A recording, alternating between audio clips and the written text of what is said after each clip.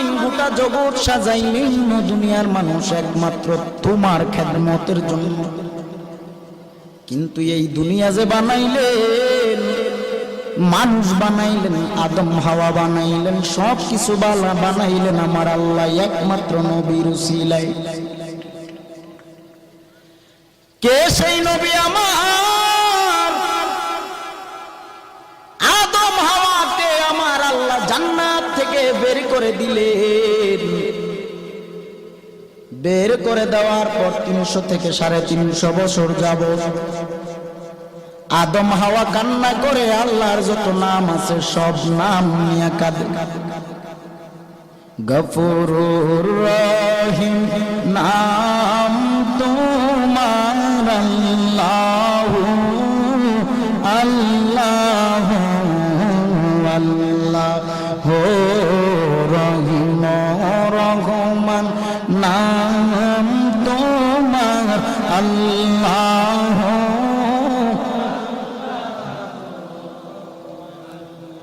ও আল্লাহ, তোমার এমন কোন নাম নাই যেই নাম আমি আদম নবী তোমাকে ডাকি নেই।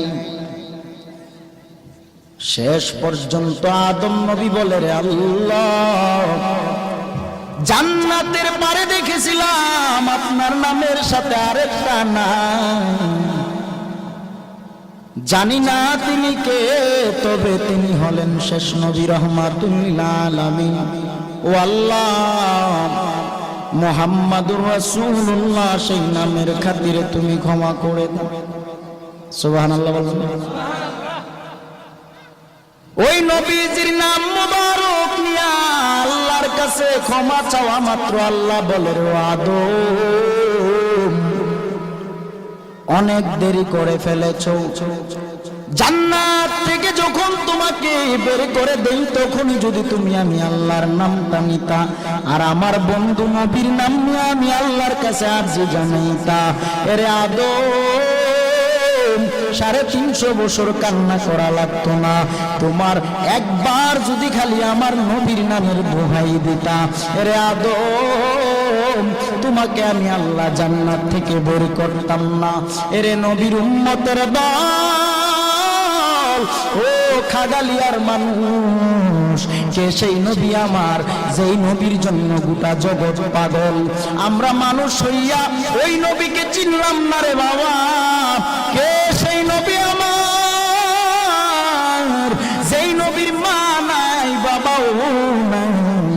নবী কোনদিন মা হারা চিন্তায় এত পরিমাণ কাঁদে নাই, নবী বাবা হারা চিন্তায় এত পরিমাণ কাঁদে নাই যেই পরিমাণ নবী গুনাহগার উম্মতের মায়ায় কেঁদেছে।